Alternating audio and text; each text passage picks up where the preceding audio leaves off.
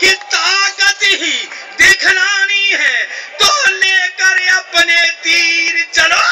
माँ ने दूध पिलाया है तो लड़ो जंग कश्मीर चलो।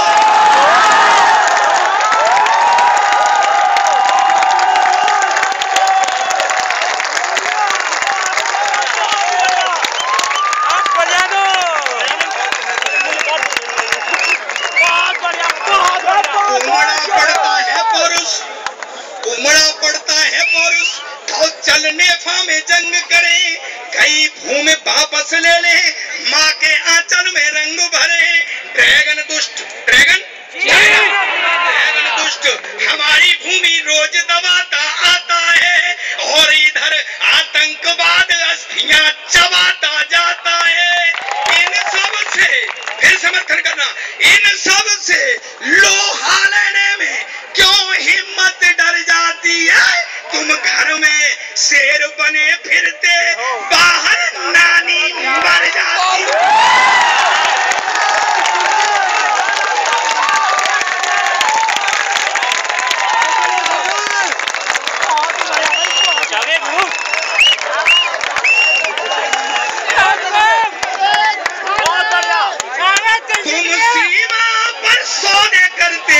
सतियों के सिंदूर के चंदा मामा दूर के लड्डू मोती चूर के नीचे से भी नीचे निकले लंबे पेड़ खजूर के चंदा मामा दूर के चंदा मामा। आखिरी बंद सिर्फ 2 मिनट का मुझे शांति आप देंगे थोड़ा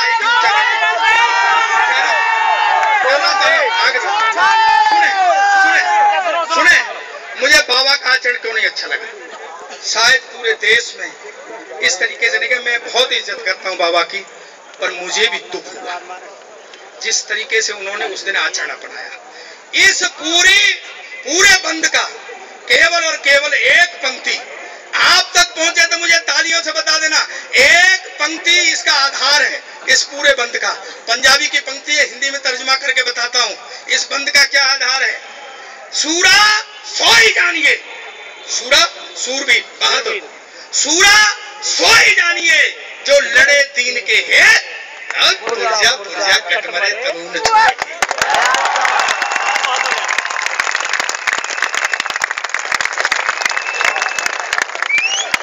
बस यही आधार है। सुनना साहब, थोड़ा सा IQ ऊंचा करना, सुनना। एक कसक भोगता सुविधा भोगी निश्चल नहीं रह सकता है। कसक भोगता सुविधा भोगी निश्चल नहीं रह सकता है। ऐसी कठिन वेदना तो सच्चा योगी सह सकता है। आदर्शों की सस्ती कीमत सबके मन को भाती है, किंतु यही कीमत बढ़कर जब कुर्बानी बन जाती है। जब यथार्थ के दंश जान का मूल्य आंकने लगते हैं, कायर हृदय दहल जाते हैं, प्राण कांपने लगते हैं। योग सुना, IQ ऊंचा करना थोड़ा। लोग योग साधना के भीतर शक्ति के साधन पलते हैं, वही प्रकाशित होते हैं जो निर्भय होकर जलते हैं। प्रण करना आसान किंतु जब उसे निभाना पड़ता है बड़े बड़े हिल जाते हैं। जब मोल चुकाना पड़ता है तन बल मन बल और तपोबलियान सजाना पड़ता है, और प्रण की रक्षा करने में ये प्राण गंवाना पड़ता है।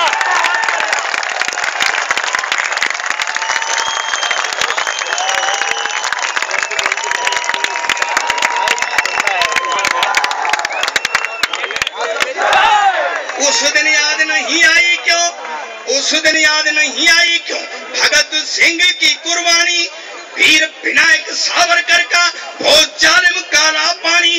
बंदा बैरागी को तो हाथी के नीचे लिटा दिया, अर्जुन देव गुरु जी को भी गर्म तवे पर बिठा दिया। सत्याग्रह करने वाला क्या कहीं किसी से डरता है। जहां सत्याभाषित होता वहीं खुशी से मरता है। किंतु आपको क्या सूझी, इस तरह आपने रण छोड़ा। देश धर्म पर मर मिट जाने वाला कैसे कैसे प्रण तोड़ा, तो आडंबर से युक्त सत्य विद्रूप दिखाई देता है।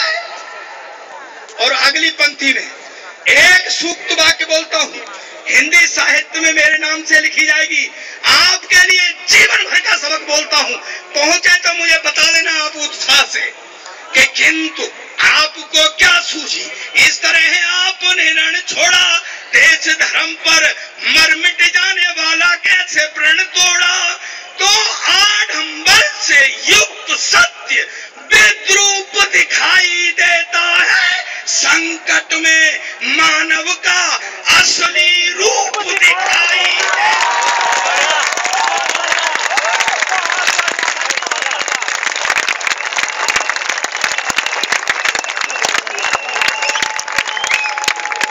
अंतिम 6 पंक्तियां पढ़ता हूं। नारी वस्त्र पहनकर छुप गए जिस जीवन की आशा में, ऐसा जीवन आता है कायरता की परिभाषा में। पक्ष तान अड़ जाते, चाहे लाठी या गोली होती, मैं जिंदगी नहीं हटूंगा, ये भाषा बोली होती। उस दिन रामदेव जी यदि इस देश पर पैदा हो जाते। और अगली पंक्ति, आपका मन करे कि सरदार सही कह रहा, ढक से दिल में बैठे, तो पूरा समर्थन इस तरीके से करना कि मुझे पूरे देश में न मिला। सुनना कि किन नारी वस्त्र पहनकर छुप गए जिस जीवन की आशा में, ऐसा जीवन आता है कायरता की परिभाषा में। पक्ष अड़ जाते, चाहे लाठी या गोली होती, मैं जिंदगी नहीं हटूंगा, ये भाषा बोली होती। उस दिन रामदेव जी यदि इस देश पर पैदा हो जाते, तो आज करोड़ों रामदेव भारत में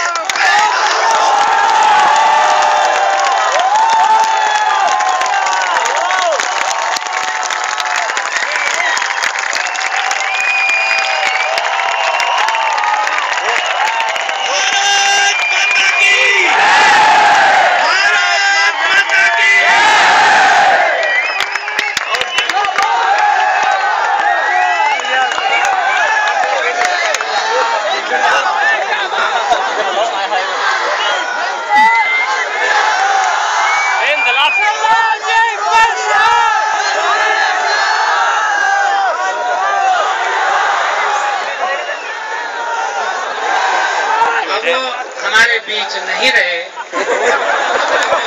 पीछे बैठे हैं।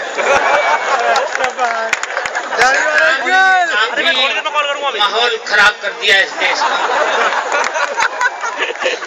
ऐसे में जरूरत है कुंवारे अटल बिहारी की। अब हमारे मंच पर 2 कुंवारे मौजूद हैं, जिनमें एक को मैं आवाज देता हूँ, बाकी आप मेरा समर्थन करेंगे। 4 लाइन उनके सम्मान में कहता हूँ, जो अब तक हम सबको नचा रहे थे, अब उन्हें नाचना होगा। आपके लिए 4 लाइन कहता हूँ, उसी जोश के साथ देश के ओजस्वी कवि भाई गजेंद्र सोलंकी, इस देश से लेके उस देश तक इन्होंने अपनी काव्य यात्राएं की हैं। अनेक देशों की यात्राएं करने के बाद आज आपके एबीएस कॉलेज में मैं 4 लाइन से आवाज देता हूं कि देखिए इन्हें और सुनिए हमें। कई ऊंट चलती रेलगाड़ी में चढ़ाए हैं, अरे बहुत बढ़िया। शेर चीतों से सदा पंजे लड़ाए हैं। अरे अगली लाइन सुनो तो। चपत लगाए कान पे डायनासोर के, और निरे गधों को मुफ्त में ट्यूशन पढ़ाए। जोरदार तालियों के साथ।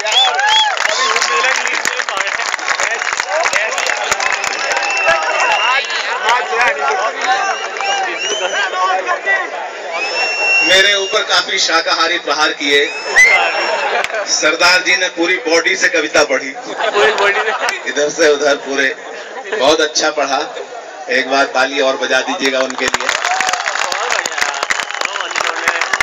बोल रहे थे कई गधों को ट्यूशन पढ़ाए हैं, ये भी आते थे क्लास में। मैं कुछ ज्यादा नहीं कहूंगा। यहाँ पर हमारे प्रोफेसर सुरेंद्र कुमार जी निदेशक हैं, जो प्रोफेसर आर.जी. मेहदी रत्ता जी, प्रोफेसर बी.एन. कौल साहब, सभी की उपस्थिति को प्रणाम करता हूँ। वेद प्रकाश गोयल जी, हमारे नीरज जी। ये कविता का यज्ञ यहाँ पहली बार हुआ है और मुझे लगता है कि ये हर वर्ष का एक वार्षिक उत्सव हो गया है। और अगर आप इस बात से सहमत है तो एक बार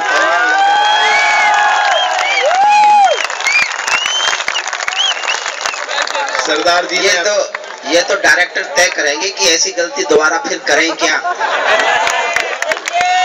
नहीं, आप चिंता नहीं करो, आप चिंता नहीं करो। एक भाई साहब आ रहे हैं सीधे मंच की ओर।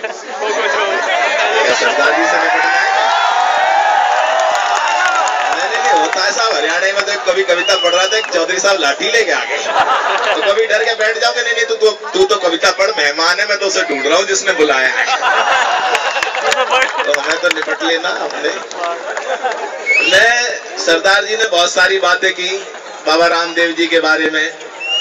अब मैं ज्यादा तो कुछ नहीं कहना चाहता। नारी वस्त्र पहनकर छिप गए जिस जीवन की आशा में। नारी वस्त्र पहनना कोई बुरी बात थोड़ी है। नारी शक्ति का प्रतीक है। हम नवरात्रे मनाते हैं, हमारी देवी देवियों की पूजा करते हैं हम। बहुत सारे विषय हैं। मैं सोचता हूँ दो छंद उसी विषय से जोड़ते हुए मैं पढ़ देता हूँ। उसके बाद जैसा भी काव्य पाठ होगा, आप सुनना चाहेंगे तो मैं सुना दूंगा, क्योंकि उस विषय से मैं सीधे जुड़ा रहा हूँ। मैं हरिओम कुमार जी स्वामी रामदेव जी के आंदोलन से जुड़े रहे हैं, सीधे मंच पे रहे हैं, आपने देखा होगा। और 4 जून को मैं भी वहां पर था। जिस प्रकार की परिस्थितियां बनी, अगर सरकार को अरेस्ट ही करना, गिरफ्तारी करनी होती तो सुबह शाम करती। वो तो क्रैकडाउन करके भगाना चाहती थी आंदोलनकारियों को, और स्वामी रामदेव जी को गिरफ्तार नहीं करना चाहती थी। वो तो तैयार थे 1-1.5 घंटे तक लगातार गिरफ्तारी देने के लिए, 2 घंटे तक। जब उन्होंने देख लिया गिरफ्तार नहीं करना चाहते हैं, ये मारना चाहते हैं, भगाना चाहते हैं, तब उन्होंने अपना ये रूप बदला। और उसको मैंने पौराणिक प्रसंगों से निकाला। यहाँ सब प्रबुद्ध बैठे हुए हैं और कुंवारों की बात कर रहे थे, यहाँ मेरा ही बहुमत है आज।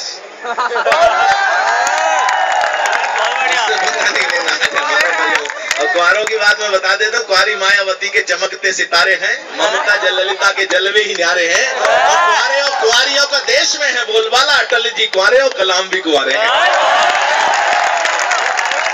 लाइन में लगे हुए हैं। दो छंद पढ़ देता हूँ। मैं देखना चाहता हूँ आपका IQ के ऊपर आजकल बहुत बहस हो रही है, लेकिन मैं देखना चाहता हूँ पौराणिक प्रसंगों और इतिहास से बात निकाली है वो। अच्छा, बाबा जी आगे बैठ गए हैं, इनको बाद में निपटूंगा मैं। 2 छंद पढ़ता हूँ, मैं देखना चाहता हूँ। भैया इसको वो आवाज ठीक रहने दो, मैं अपनी बढ़ाता हूँ।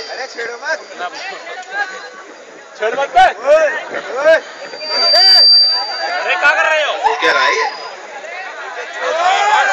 लीजिए मैं 2 छंद पढ़ता हूँ, मैं देखना चाहता हूँ।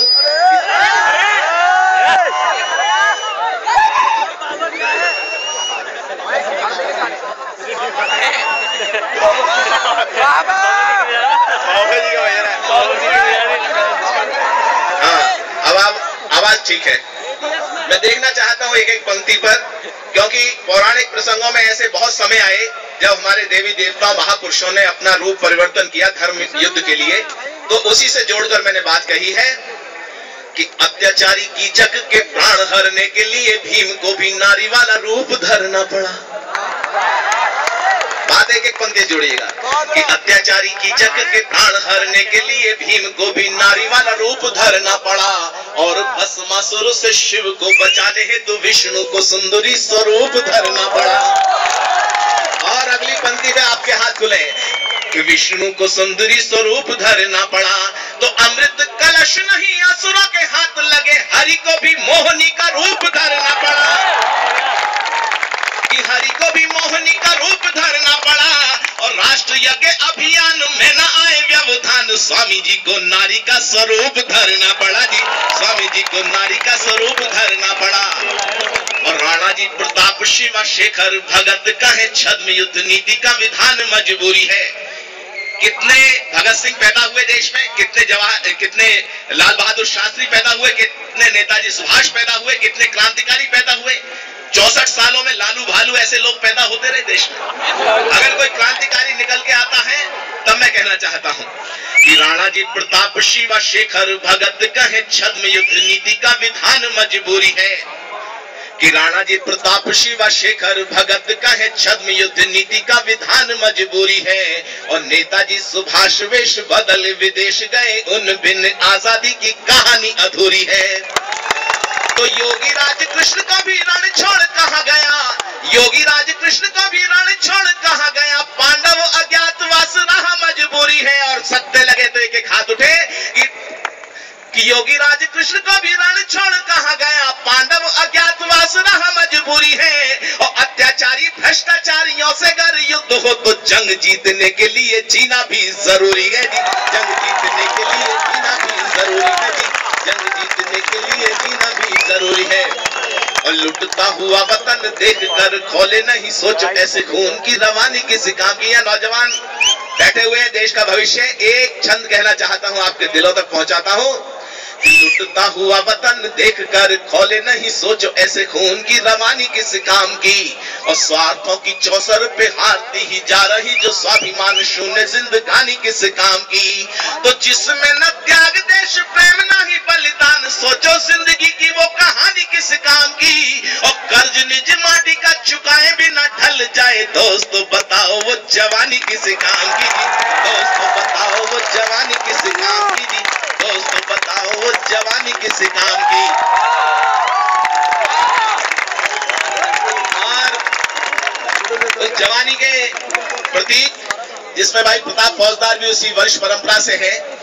23 साल के नौजवान ने इतिहास रचा, तो उनको याद करना चाहता हूं। मैं देखना चाहता हूं आपके दिल में उस नौजवान के प्रति कितना प्यार है, कितना उसके बलिदान के प्रति आपके मन में भाव है।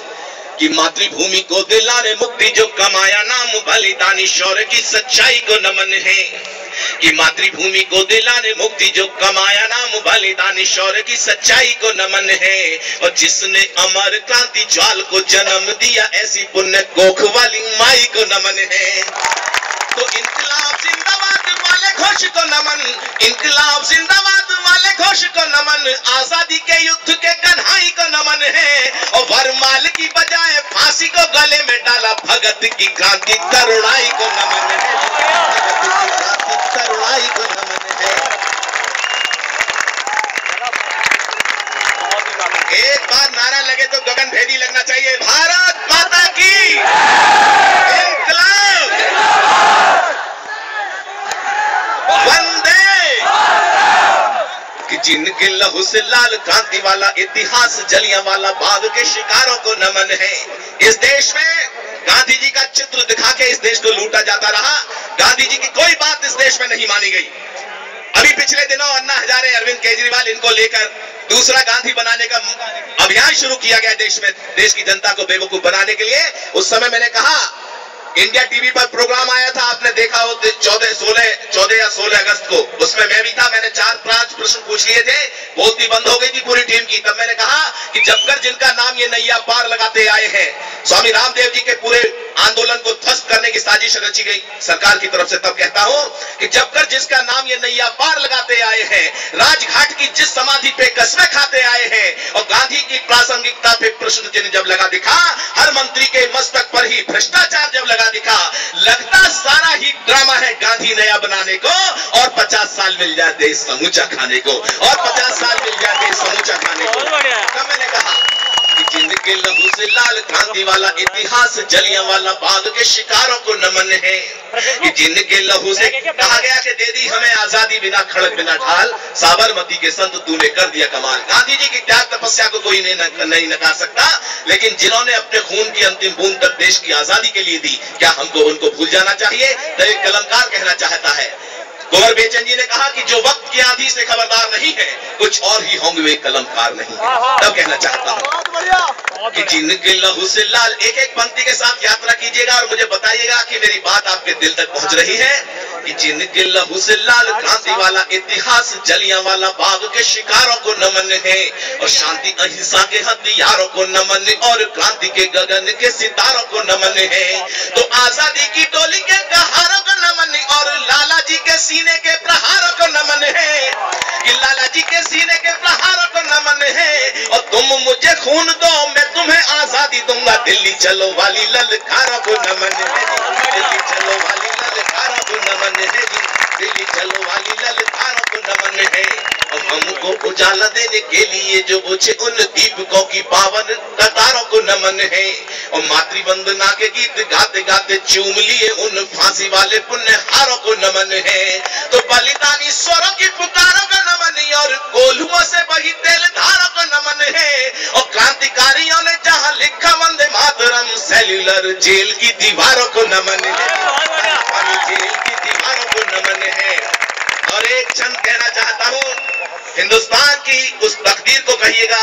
हिंदुस्तान में जो कुछ घटता रहा है, 2500 सालों का इतिहास पढ़ेंगे तो हिंदुस्तान को कभी भी दुश्मनों से कोई खतरा नहीं रहा। इस देश में छिपे हुए गद्दारों ने हिंदुस्तान को प्रताड़ित किया है। तब कहना चाहता हूँ कि सदा करते जो अपमान प्यारे भारत का, ऐसे देशद्रोहियों का नाश होना चाहिए। एक हाथ उठते देखना चाहता हूँ मेरी बात से, अगर जो आपको एडवांस में नहीं, सदा करते जो अपमान प्यारे भारत का, ऐसे देशद्रोहियों का नाश होना चाहिए। और जिस धरती पे जन्मे हैं उसके लिए भी प्राण तजने का एहसास होना चाहिए। तो चाहे कितना भी तम घिरे आए चारों ओर, किंतु आदमी को न निराश होना चाहिए। और देशद्रोहियों का सर्वनाश करने के लिए सबको पटेल और सुभाष होना चाहिए। भारतीय को सुभाष होना चाहिए। एक कविता छोटी सी पढ़ देना चाहता हूँ। बहुत सारे विषय करने के लिए आज समय की सीमाएं है, मैं देख रहा हूँ। और हाँ, एक गीत पढ़ देता हूँ। बहुत सारे विषय हैं कहने के लिए। यहाँ पर हमारे आदरणीय अतुल जी बैठे हुए हैं, वो लगातार कवि सम्मेलनों में जाते आते रहते हैं। पाकिस्तान हमारा पड़ोसी है, हमसे लगातार पंगा लेता रहता है। हमने कहा भाई हमारे देश की आबादी 100 करोड़ का आंकड़ा पार कर चुकी है, बड़े आस्था विश्वास बड़ी मेहनत से हम 100 करोड़ हुए हैं, हमसे पंगा ना ही ले। लेकिन वो नहीं मानता है। मैंने कभी लिखा था कि अवतारों शूरवीरों की है जननी ये धरा, सूफी संत पीरों की भी गूंजी सरगम है। और रामकृष्ण महावीर गौतम बुद्ध और कबीर गुरुदेव नानक की खाते हम कसम है। और राणा जी प्रताप शिव गोविंद के वंशज है, जानता है जग हम कवि किसी से न कम है। और भूल से भी अब कोई आंख ना उठाए, यहाँ घूम रहे 100 करोड़ परमाणु बम है। जो लोग ताली नहीं बजा रहे उनको अपने ऊपर डाउट है क्या? मैंने तो कहा था 100 करोड़ लोगों में बड़ी ताकत होती है, ऐसी ताकत होती है। एक छंद में कहा कि कभी परमाणु बम गौरी से डराता, हमें अकड़ दिखाता पल में ही मुड़ जाएगा। कि कभी परमाणु बम गौरी से डराता, हमें अकड़ दिखाता पल में ही मुड़ जाएगा। नाग पृथ्वी त्रिशूल अग्नि न जाना भूल, हाइड्रोजन बम का भी फ्यूज जुड़ जाएगा। हाइड्रोजन बम का भी फ्यूज जुड़ जाएगा। और आकाओं के दम पे तो गुब्बारे सा फूलता है, पड़ेगी जो मार क्षण में सिकुड़ जाएगा। और 100 करोड़ भूख मार देंगे एक बार, ऐसी आंधियां चलेंगी सारा पाक उड़ जाएगा। बहुत अच्छा है, भूख मारने के लिए तैयार है सब। एक गीत, ये सब परिस्थितियां हैं, लेकिन एक गीत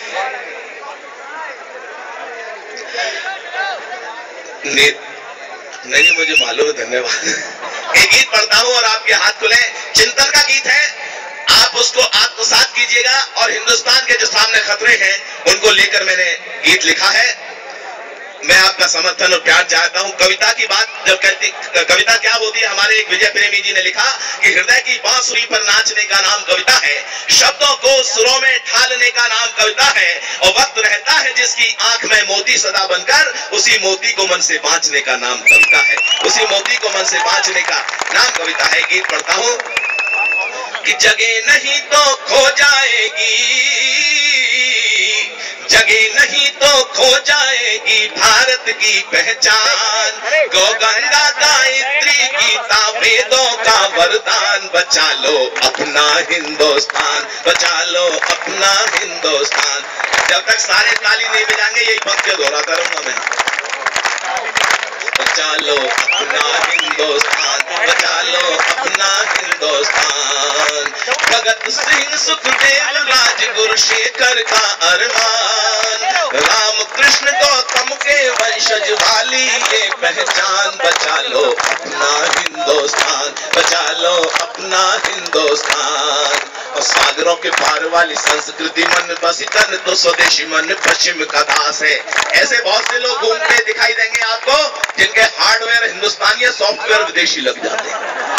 वहां गड़बड़ होती है साहब कि सागरों के पार वाली संस्कृति मन बसी तन तो स्वदेशी मन पश्चिम का दास है। और गांव और शहरों की दूरियां हुई जो कमपन घट भी यतीम अंगना उदास है। तो भारत को भूल रहे भावी युवा कर्णधार भारती के उर्सालता ये संत्रास है। और मूल्य संस्कृति वाले नग्नता की भेंट चढ़े वैलेंटाइन डे प्रसन्न दुखी मधुमास है। तो पश्चिम की आंधी में खोना जाए निज पहचान, बचा लो अपना हिंदुस्तान, बचा लो अपना हिंदुस्तान, बचा लो अपना हिंदुस्तान। और सूखा और बाढ़ बन आते हैं अकाल, हर साल जान माल एक सवाल बन जाता है। जनता कंगाल बन होती बदहाल, प्रतिनिधियों का घर माला माल बन जाता है। तो ठोकते हैं ताल अधिकारी भी कमाल, नित्य बुनते हैं जाल जो बवाल बन जाता है। और क्या कहे हवाल जनता की भूख हड़ताल, संसद का हॉल ससुराल बन जाता है। तो भूख गरीबी से पीड़ित क्यों है मजदूर किसान, बचा लो अपना हिंदुस्तान, बचा लो अपना हिंदुस्तान। और अंतिम बात कहना चाहता हूँ दोस्तों, बाजार में जाते हैं तो सब कुछ मेड इन चाइना नजर आता है, केवल आदमी दिखाई देते हैं मेड इन इंडिया। और चाइनीज माल के बारे में हरिओम पवार जी बता रहे थे, कोई व्यक्ति गया था चीन, 2-3 साल वहां पे रहा, चीनी लड़की से शादी करके वापस आ गया, 6 महीने के बाद वो चल बसी, तो बैठ के रो रहा था। तो पवार जी ने समझाया, बेटे रोता क्यों है, चाइनीज माल चलता ही कहां है। तब बताना चाहता हूं कि शत्रुओं के हौसलों को पस्त करने के लिए शूर सैनिकों के हौसले बुलंद कीजिए, कि शत्रुओं के हौसलों को पस्त करने के लिए शूर सैनिकों के हौसले बुलंद कीजिए। और पाकिस्तानी चीनी लोगों ने बनाया गठजोड़, खूनी गठजोड़ टूटे ये प्रबंध कीजिए। तो चाइनीज गंदगी से भरे हैं बाजार सारे देश में, ये फैली दुर्गंध दूर कीजिए। और अगली पंक्ति आपके मन तक पहुंच जाए, मेरे मिशन का साथ दे तो हाथ उठे आपके, कि चाइनीज गंदगी से भरे हैं बाजार सारे देश में, ये फैली दुर्गंध दूर कीजिए। और ड्रैगन को सबक सिखाने के लिए प्रथम चाइनीज माल का प्रयोग बंद कीजिए। तो भारतवासी भूल न जाना, भारतवासी भूल न जाना 62 का अपमान, बचा लो अपना हिंदुस्तान, बचा लो अपना हिंदुस्तान। जगे नहीं तो खो जाएगी भारत की पहचान, बचा लो अपना हिंदुस्तान, बचा लो अपना हिंदुस्तान। बहुत बहुत धन्यवाद, बहुत बहुत आभार। एक बार नारा लगाई दीजिएगा तो हाथ उठा के नारा लगे, भारत माता की। बहुत बहुत धन्यवाद आपका, बहुत मन के साथ आप सुने। जब संवेश्वर में अगर एक आवाज उठती है तो पूरा सदन साथ देना चाहिए। एक बार भाई की आवाज के साथ आवाज मिलाएगा, भारत माता की वंदे। बहुत बहुत धन्यवाद। और लीजिएगा दोस्तों, जब कोई किताब लिखी जाती है तो उसकी जिल्द बांधी जाती है, कोई भवन निर्माण होता है तो ऊपर कलश रखा जाता है। आज के इस कवि सम्मेलन के जो सबसे महत्वपूर्ण रचनाकार कवि होते हैं उनका नाम होता है डॉक्टर हरिओम पवार।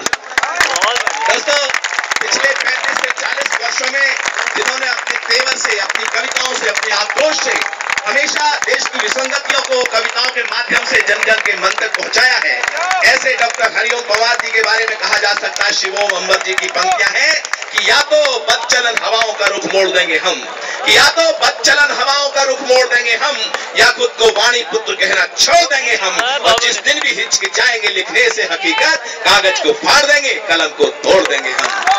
कि किसी को गीत देता हूँ, किसी को सांस देता हूँ, बहुत खुश हो गया जिससे उसे सब राज देता हूँ, और नहीं रहता कभी जब पास मेरे कुछ लुटाने को, तेरी सोई हुई आवाज को आवाज देता हूँ। पूरा सदन एक बार हाथ उठा के जोरदार तालियों से बुलाए डॉक्टर हरिओम पवार।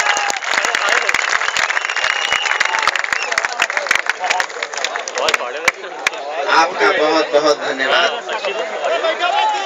इस देश में कवि सम्मेलन इतने उत्साह से भी सुना जा सकता है, ये मेरे लिए 35 साल का पहला अनुभव है।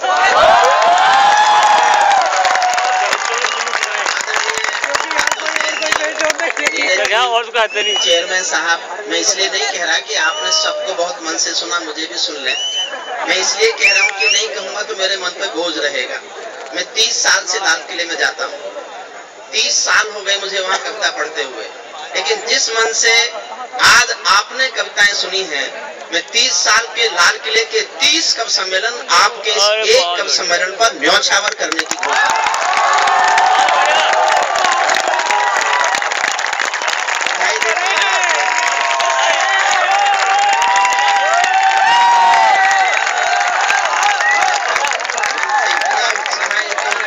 आज आपने हर कवि को यह एहसास करा दिया कि वो जमता है। कई कवि तो कई सालों से इस तलाश में थे कि किसी दिन वो जमे। प्रताप फौजदार तक जम गया आज। छोटा भाई है, बहुत लाडला, बहुत प्यारा, बहुत श्रेष्ठ रचना पढ़ी, और प्रताप का तो कहना ही क्या, वो मेरे प्राण है। मेरा संकट ये है, मेरा नंबर जब तक आता है लोग थक चुके होते हैं, आज वो संकट नहीं है।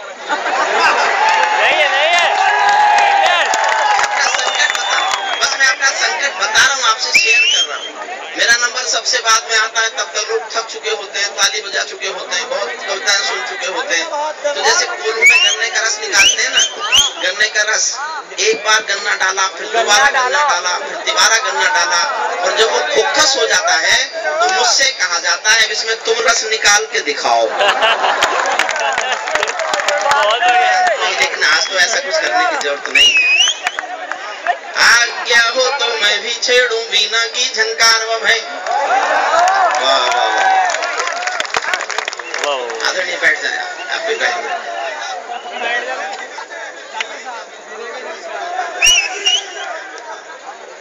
आप क्या क्या सुनना चाहते बताइए? जो मैं सुना वो सुना लीजिए। देखिए, ये थोड़ा कम पढ़े लिखे कवि हैं। हाँ, ठीक बात है, आपने बीएड किया भी। बीएड इसलिए बोलते हैं कि इनसे मेरी डिग्री बोलनी नहीं आती। मैं एक यूनिवर्सिटी का लॉ फैकल्टी का डीन ऑफ द फैकल्टी, इस पर एलएलडी बोलना तक नहीं आता। जब मैंने एलएलडी की, गजेंद्र ने कहा भाई साहब क्या किया, मैंने कहा एलएलडी की, तो बोला बीएड नहीं कर सकते थे क्या? कविता अच्छी लिखता है इसलिए प्यार करता हूँ, वरना तो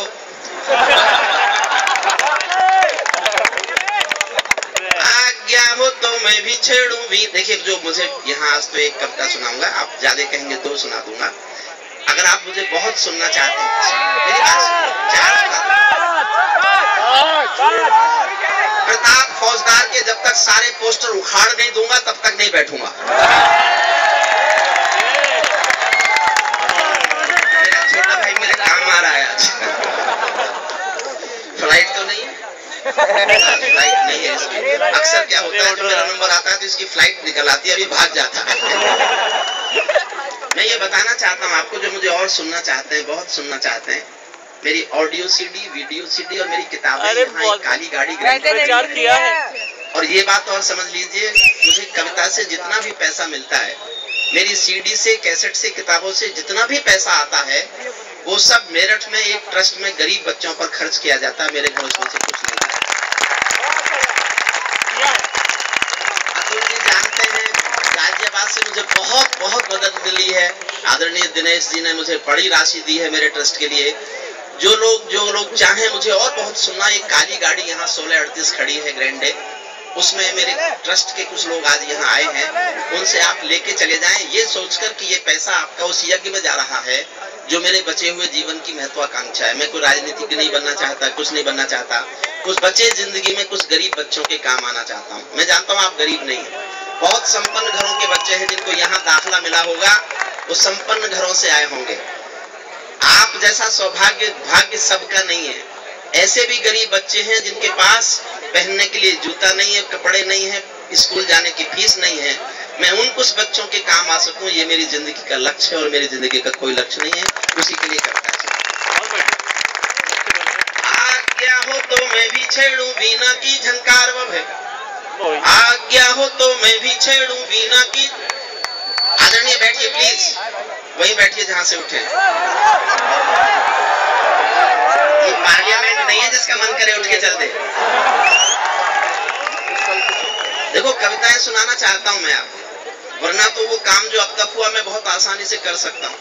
मेरा छोटा भाई है प्रवीण शुक्ल, मुझे कल बता रहा था, भाई साहब प्रताप फौजदार के बाद नंबर आया करे तो ये सुनाया करो। एक स्कूल में एक इंस्पेक्टर आ गया दौरे पर, एक बच्चे को खड़ा किया, पूछा बताओ देश का प्रधानमंत्री कौन है? बच्चा बोला रामलाल। इंस्पेक्टर को गुस्सा आ गया, बोले ये भी नहीं जानते देश का प्रधानमंत्री कौन है, ये रामलाल कौन है? बोले जी मेरे पिताजी हैं, 5 साल से गायब हैं, माँ बता रही थी हो सकता है प्रधानमंत्री हो जाए। बोले तुम्हारा स्कूल से नाम काटना पड़ेगा, ये भी नहीं जानते, स्कूल से नाम काटूंगा तुम्हारा। बच्चा बोला काट ही नहीं सकते, मैं यहाँ का विद्यार्थी हूँ ही नहीं, मैं तो पड़ोस में भैंस चराने आया था। मास्टर जी ने कहा इंस्पेक्टर आ रहा है, बच्चे कम है, क्लास में बैठते मिलेंगे। इंस्पेक्टर को गुस्सा आया, वो टीचर के पास गया, शिक्षक से कहा ये क्या आपने बच्चे बिठा रखे हैं, बच्चे नकली हैं? टीचर बोला मैं भी नकली हूँ। असली भाई टीचर मेरा भाई है, आज मुकदमे की तारीख में चला गया, मुझे कह गया था बच्चे घेरे रखना, मैं घेरे बैठा। इंस्पेक्टर को और गुस्सा आया, सीधे प्रिंसिपल के कमरे में उसने क्या बदतमीजी है, बच्चे नकली, टीचर नकली। प्रिंसिपल ने अपनी दराज से 10,000 की गड्डी निकाली, बोले सर असली मैं भी नहीं हूँ, असली मेरा चचा है, किराने की दुकान चलाता है, सामान लेने चला गया, मुझे 10,000 रुपए दे गया था, ये कह गया था कि इंस्पेक्टर आएगा उसको 10,000 रुपए दे देना, चुपचाप सारे कागजों पर दस्तखत करके चला जाएगा। और समर्थन करो तो अगली व्यवस्था का करना, आगे की बात पर करना। इस देश की व्यवस्था क्या हो गई है, इंस्पेक्टर ने 10,000 रुपए जेब में रखे और बोला वो तो मैं हूँ जो 10,000 रुपए में मान रहा हूँ, अगर असली इंस्पेक्टर आ जाता तो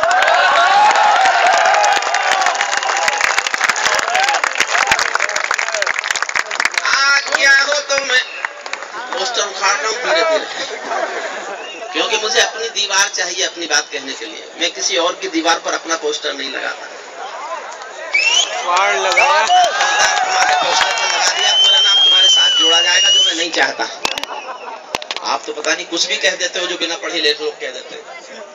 आपको ये सोचना चाहिए पढ़े लिखे लोगों की महफिल है। अब आप कम पढ़े लिखे हैं तो ITI कर लिया, उसको IIT बताता है तो कोई क्या करेगा?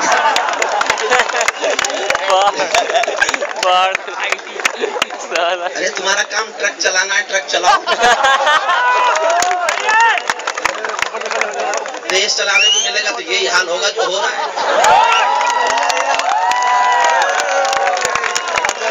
आज्ञा हो तो मैं भी छेड़ू, बस मुझे सुनिएगा, ध्यान से सुनिएगा, मैं कानों के लिए नहीं लिखता हुजूर, मैं कानों के लिए नहीं लिखता, दिल पर छपने के लिए कुछ लिखने की कोशिश करता हूँ। आज्ञा हो तो मैं भी छेड़ू बीना की झंकार भय, और समय से कह दूं झूमेगा ये मेघ मल्हार भय। मुझको माँ शक्ति ने दी है प्राणों में हुंकार भय, और विधाता ने सौंपी है अधरों को ललकार भय। मैं तो माँ बीना पानी से केवल ज्ञान मांगता हूँ, जनगण मन की पीड़ा गाने का वरदान मांगता हूँ। जनगण मन की पीड़ा गाने का वरदान मांगता हूँ। मैं वो कलम नहीं हूँ जो बिक जाती हो दरबारों में, मैं वो कलम नहीं हूँ जो बिक जाती हो दरबारों में। मैं शब्दों की दीप शिखा हूँ अंधियारे चौबारों में, मैं वाणी का राजदूत हूँ, सच पर मरने वाला हूँ, डाकू को डाकू कहने की हिम्मत करने वाला हूँ। मेरी कलम वचन देती है हथियारों से लड़ने की, राजमहल के राजमुकुट के आगे कंकर बढ़ने की। उस कवि का मर जाना ही अच्छा है जो खुददार नहीं, देश जले मैं कुछ ना बोलूं मैं ऐसा गद्दार नहीं, देश जले मैं कुछ ना बोलूं। शांत होकर मेरी एक गंभीर कविता सुनिए, एक बहुत गंभीर कविता। देखिए अगर हमने रात भर यही सब किया, चुटकुले मुझे भी 125 याद है, क्योंकि प्रताप फौजदार के जो पर्चे खो गए थे वो सब मैंने चुराए, वो मेरे पास हैं सब। लेकिन कवि सम्मेलन नाम रखा है तो इसमें कविता होनी चाहिए, वरना डायरेक्टर सोचेंगे कि केवल हंसने के लिए तो और भी कुछ करा सकते थे आप, और भी किसी को बुला सकते थे जो आपको बहुत हंसा देता, मुस्कुरा देता, खिलखिलाहट से भर देता आपको। मैं हंसी का समर्थक व्यक्ति हूँ, मुस्कुराहटों का बहुत घोर समर्थक हूँ, लेकिन इस शोर में कविता ना खो जाए ये मेरी चिंता का विषय भी है। मैं पढ़ाता हूँ एक यूनिवर्सिटी में, और मैं जिन दिनों संविधान पढ़ाता था उन दिनों ये सोचकर दुखी होता था कि संविधान की किताब में जो लिखा है वो तो देश में होता नहीं है, और जो देश में हो रहा है वो किताब में लिखा नहीं है। तो ये पीड़ा मुझे रोज परेशान करती थी। तो एक दिन संविधान मेरे सपने में आया और संविधान ने एक बयान दिया कि मेरे साथ क्या सलूक किया हिंदुस्तान की सियासत ने। इस पूरी कविता में संविधान की चीख है, संविधान का क्रंदन है, संविधान के आंसू हैं। संविधान कहता है कि मेरे साथ क्या क्या किया हिंदुस्तान में 63 साल में, वो भी सुनो कभी। तो मेरी पूरी कविता में भारत का संविधान बोलता है। बहुत मन से सुनेंगे तो मुझ तक आप पहुंच पाएंगे। बस मेरा एक ही प्रश्न है आपसे, मुझे सुनने के लिए आपको मुझ तक आना पड़ेगा। मैं आपसे बंद ना हो, आप मुझ तक आने को तैयार हो तो पूरा सदन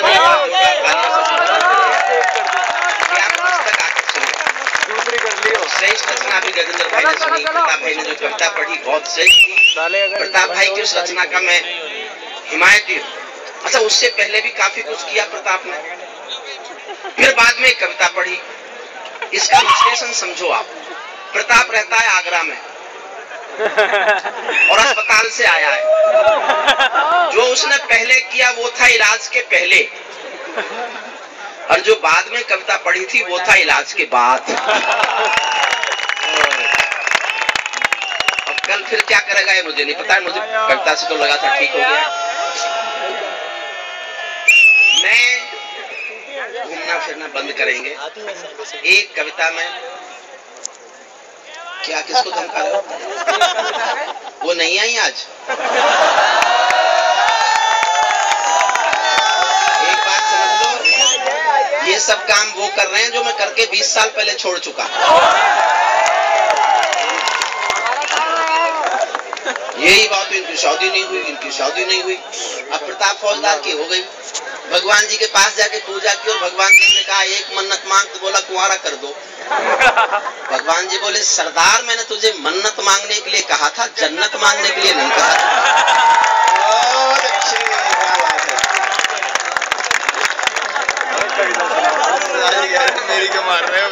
हम जन्नत वाले लोग इन मन्नत वालों से महान है। मन से सुनिएगा, मैं एक कविता सुनाना चाहता हूँ। सीटी मत बजाइएगा, ताली चाहे बजाना मत बजाना, लेकिन एक कविता सुन लीजिए। मैं कानों तक नहीं दिलों तक पहुंचना चाहता हूँ। मैं भारत का संविधान हूँ। आदरणीय दिनेश जी का भी मुझे ये आदेश था, मुझसे कान में कह गए थे कि ये कविता सुना देना, वरना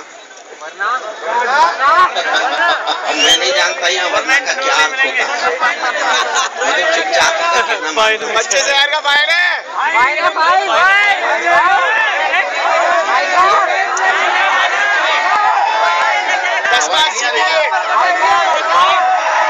आवाज आ रही है आपको? आवाज नहीं आ रही? जिनको नहीं आवाज आ रही वो हाथ उठाएंगे। जिनको सबको आ रही है इसके मानो। मैं भारत का संविधान हूँ, लाल किले से बोल रहा हूँ। मैं भारत का संविधान हूँ, लाल किले से बोल रहा हूँ। मेरा अंतर मन घायल है, दिल की गांठें खोल रहा हूँ। मैं शक्ति का अमर गर्व हूँ, आजादी का विजय पर्व हूँ। पहले राष्ट्रपति का गुण हूँ, बाबा भीमराव का मन हूँ। मैं बलिदानों का चंदन हूँ, कर्तव्यों का अभिनंदन हूँ। लोकतंत्र का उद्बोधन हूँ, अधिकारों का संबोधन हूँ। मैं आचरणों का लेखा हूँ, कानूनी लक्ष्मण रेखा हूँ। कभी कभी मैं रामायण हूँ, कभी कभी गीता होता हूँ। कभी कभी मैं रामायण हूँ, कभी कभी गीता होता हूँ। रावण वध पर हंस लेता हूँ, दुर्योधन हट पर रोता हूँ। मैं भारत का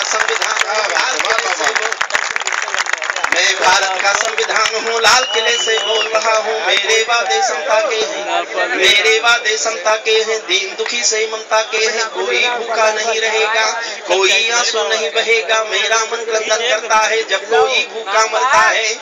एक पंक्ति दिल में मतलब पीछे से दे दो।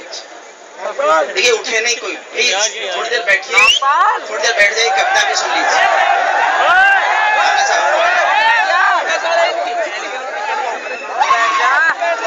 मैं वो सब सुना दूंगा, मैं जो आप जो औरों से सुनते रहते, लेकिन मैं कविता सुनाना चाहता हूँ क्योंकि कविता मैं ही सुना सकता हूँ। जो काम कर नहीं सकता था वो करता कैसे, लेकिन जो कर सकता है उसने भी नहीं किया तो पाप लगेगा। मन से जुड़े मुझसे, एक बार आपके दिल में तीर सा चुभे तो उठाना तालियां। मैं इस देश का इतिहास लिख रहा हूँ। मेरे वादे समता के हैं, दीन दुखी से ममता के हैं, कोई भूखा नहीं रहेगा, कोई आंसू नहीं बहेगा। मेरा मन क्रंदन करता है जब कोई भूखा मरता है। मैं जब से आबाद हुआ हूँ, अपनों से बर्बाद हुआ हूँ, मैं ऊपर से हरा भरा हूँ, मैं ऊपर से हरा भरा हूँ। संसद में 100 बार मरा हूँ, मैं भारत का संविधान हूँ, लाल किले से मैं भारत का संविधान हूँ। मैं ऊपर से हरा भरा हूँ, संसद में 100 बार मरा हूँ। मैंने तो उपहार दिए हैं मौलिक भी अधिकार। सीटी मत बजाइए, सीटी मत बजाइए। देखिए आप अंग्रेजी सीखें, कार देगी आपको अंग्रेजी, लेकिन संस्कार आपको हिंदी देगी, हिंदी के सिवा कोई नहीं देगा। ऐसा मत कीजिए। मैं अमिताभ बच्चन का हिंदुस्तान नहीं बनाना चाहता, मैं हरबंश राय बच्चन का हिंदुस्तान बनाने की लड़ाई लड़ रहा हूँ। बहुत अच्छी बात है, क्या बात है। और एक बात ध्यान से सुनना, मेरे नाम से लेके चले जाना अपने साथ। ये पूरी दुनिया का विज्ञान मंगल पर जीवन खोज रहा है, मंगल पर जीवन खोज रहा है, जबकि हिंदुस्तान की संस्कृति है कि जीवन में मंगल खोजने की कोशिश करो। अब आप तय करना, आपको जीवन में मंगल चाहिए या मंगल पर जीवन चाहिए। देख लेंगे बोर्ड के हिसाब से।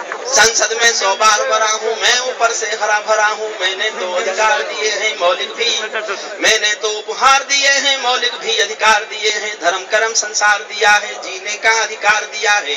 सबको भाषण की आजादी, कोई भी बन जाए गांधी। यहाँ से शुरू होती है कविता।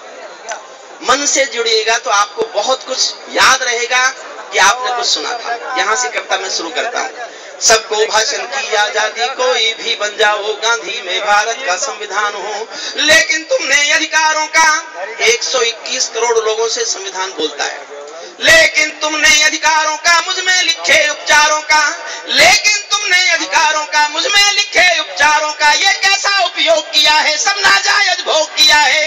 मेरा यूं अनुकरण किया है, मेरा यूं अनुकरण किया है, जैसे सीता हरण किया है। मैं भारत का संविधान हूँ, लाल किले से बोल रहा हूँ, मैं भारत का संविधान हूँ।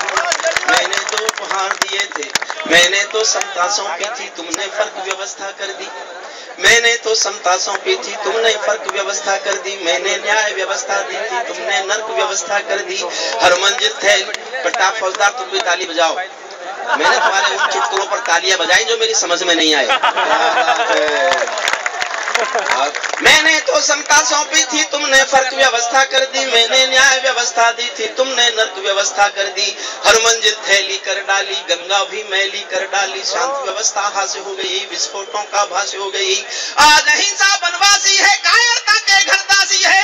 न्याय व्यवस्था भी रोती है, गुंडों के घर में सोती है। पूरे कांप रहे आधों से, राजा डरता है प्यादों से। गांधी को गाली मिलती है, डाकू को ताली मिलती है।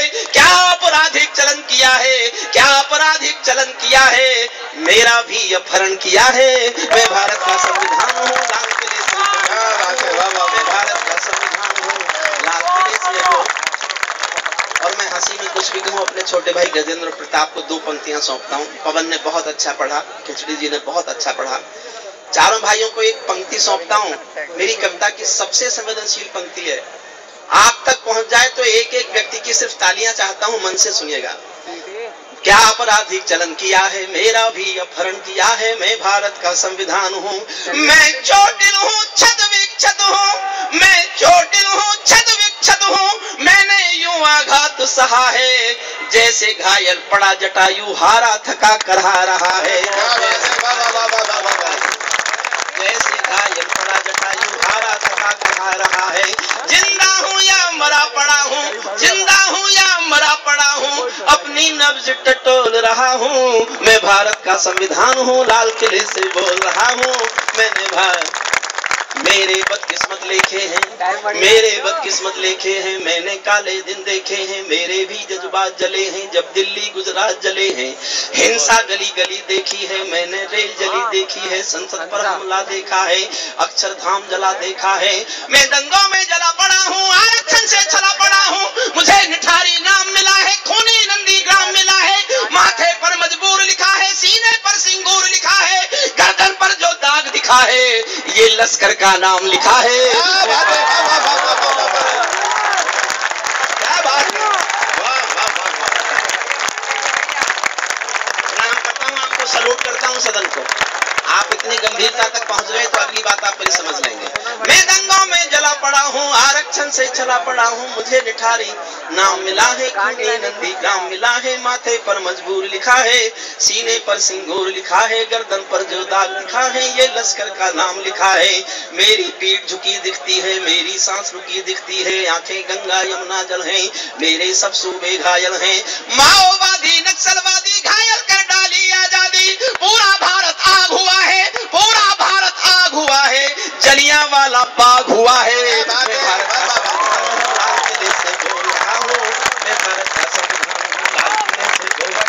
मैं भारत का संविधान हूँ, लाल किले से। मैंने एक लाइन पर कविता लिखी साहब, एक पंक्ति आई थी मेरे दिमाग में अतुल जी, एक पंक्ति आई थी जिसके बाद मैं सो नहीं पाया कई दिन। इधर के लोगों को अनुरोध है जाने वालों से मेरा, 2 मिनट और रुक जाए बिटिया, 2 मिनट के लिए आ जाइए। कोई बात नहीं, जो उठ गए वो कोई परेशानी नहीं है, लेकिन अभी अब बीच में नहीं जाना चले, बीच में कोई नहीं उठे। देखिए कविता का तारतम्य टूटता है, ऐसी कविताएं मैं जिन पर आपको कुर्सियों से उछाल दूंगा मेरे पास हैं, लेकिन अगर मैं भी वही करके चला गया तो कल इतिहास में ये लिखा जाएगा कि हरिओम कुमार आया था और उसने कविता नहीं सुनाई थी। ये मैं नहीं चाहता कि मेरे नाम के साथ ये जुड़े कि मैं बिना कविता सुनाए चला गया। एक पंक्ति पर मेरी पूरी कविता खड़ी है, एक